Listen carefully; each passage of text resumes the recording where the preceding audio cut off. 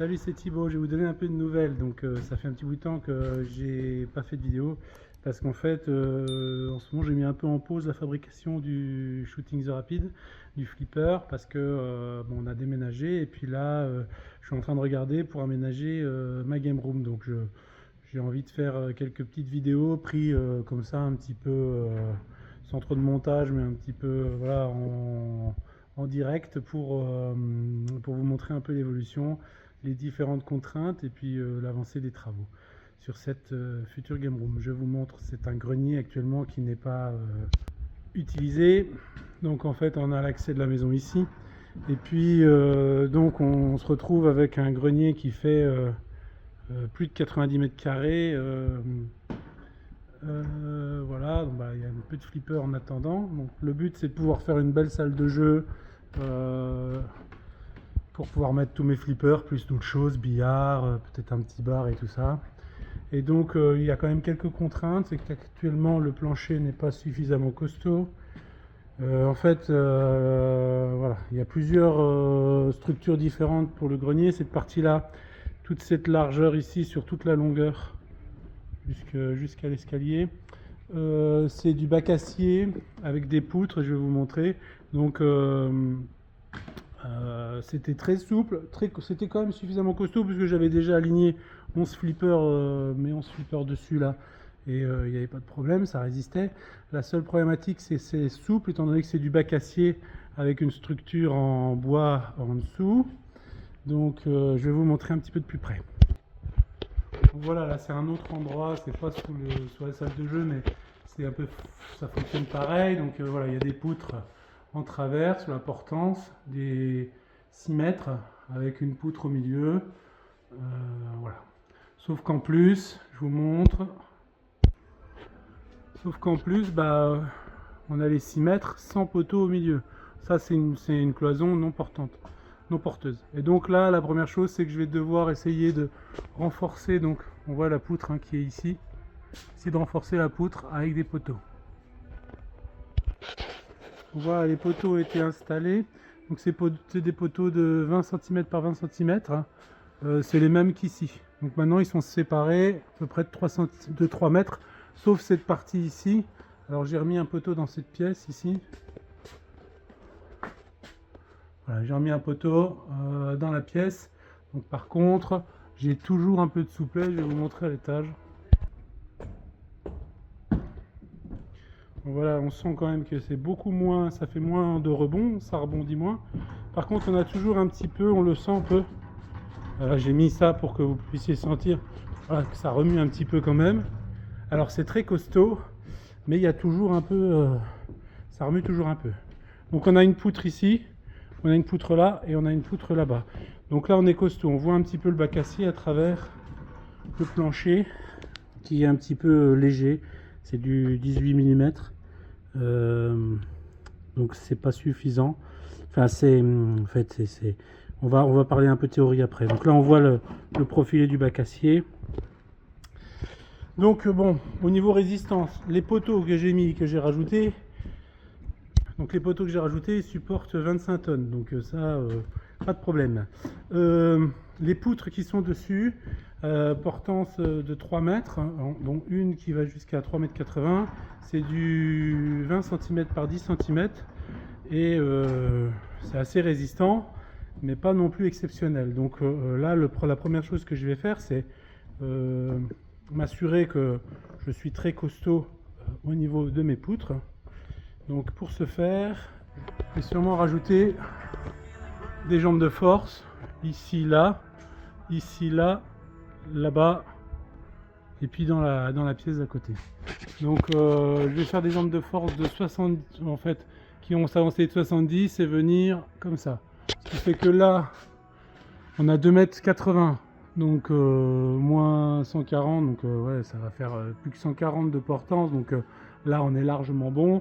Là-bas à gauche c'est pareil. Ici, la seule petite question, c'est que là on a 3,80 m, ce qui est vraiment la partie la plus longue actuellement. Donc avec les 70, je vais mettre un petit peu plus que 70 en jambe de force, mais je veux pas non plus que la jambe de force elle vienne trop bas pour pas que ça soit gênant quand on marche. Donc même si on part sur 140, ça va dire qu'il va rester 2,40 m. Et 2,40 m avec ça, c'est quand même déjà hyper balèze. Donc on verra. Si toutefois j'ai encore des soucis, je peux encore étayer cette partie ici et gagner. Donc du coup, et retomber dans une cote vraiment très courte.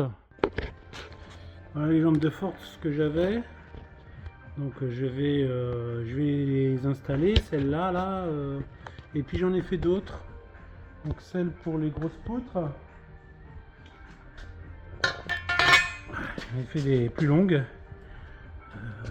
J'ai utilisé du profil en T, 6 mm d'épais, 40 par 40 mm, et je fixe sur une cornière. J'aime bien faire comme ça parce que du coup, quand c'est en place sur le poteau, et ben la cornière maintient, donc ça force pas du tout sur la soudure. Et pareil de l'autre côté. Voilà, on installe tout ça maintenant. Voilà, le premier est installé. Donc en fait, je mets un étai pour soulager un peu le poids, soulever un petit peu la poutre. Comme ça, je mets ma première équerre, je mets ma deuxième jambe de force de l'autre côté, et ensuite je redescends l'étai, comme ça elle est légèrement en pression. Donc voilà, j'ai mis des renforts au fond, devant, j'ai rajouté un poteau là avec un renfort, parce qu'ici j'avais 3,80 m là en largeur, donc c'était un peu trop. Du coup, il y a aussi un poteau là. Il y a deux poteaux assez proches là. Mais au moins, qui peut le plus, peut le moins. Je ne me poserai pas de questions. Et puis ici, comme le poteau est un peu éloigné, j'ai mis une jambe de force. Je l'ai fait en bois. Voilà. Fixé dans la poutre qui est là. Donc là, j'estime qu'on est bon. Je vais pouvoir passer à la dernière étape qui va être de visser les plans, enfin les dalles de plancher du dessus sur chaque sommet de bac acier. Allez, c'est parti. Donc voilà, c'est déplaqué. La première chose que je vais faire, c'est assembler chaque bac acier, comme j'ai fait là un petit peu, c'est-à-dire que je mets une vis tous les 30 cm, là où il y a les jonctions de plaques. C'est pour éviter que ça fasse... on va voir là. Que ça fasse ça. Allez, on est reparti pour le replaquage. Petite info, ça, c'est toutes les vis que j'ai sorties pour tout déplaquer. J'ai compté en moyenne, ça faisait 2 vis par plaque. Autant dire que c'était pas très costaud. Là, j'ai posé la première. On peut voir que je mets en fait 3 vis sur chaque longueur et je mets une rangée de vis par alvéole. Ce qui fait que sur cette plaque-là, il y a 30 vis. Ensuite, ici, j'ai recoupé ma plaque pour tomber sur un sommet de crête. La suivante va être recoupée aussi pour qu'elle soit sur un sommet de crête. Et jusqu'à un autre sommet de crête. Et de toute façon, comme par au-dessus, je remettrai de l'OSB, et ben ça va équilibrer l'ensemble. Et surtout, ça va faire que là, ici, on sent déjà, on va le voir au fur et à mesure, mais ça renforce beaucoup le système. Donc je les recoupe, je les réaligne, puis je vais les visser. J'ai mis un peu de mousse pour éviter que ça grince. Ça y est, ça bouge plus, on peut sauter, on n'entend plus, ça grince plus, il n'y a plus de problème, c'est bien costaud, bien balèze. Il va rester à mettre de l'OSB sur cette partie-là, mais en tout cas, cette partie-là est déjà structurellement renforcée, donc ça c'est cool. C'est la première des 3 choses nécessaires au renforcement du plancher. Donc voilà, la fin de la première étape, ça c'est cool. À bientôt.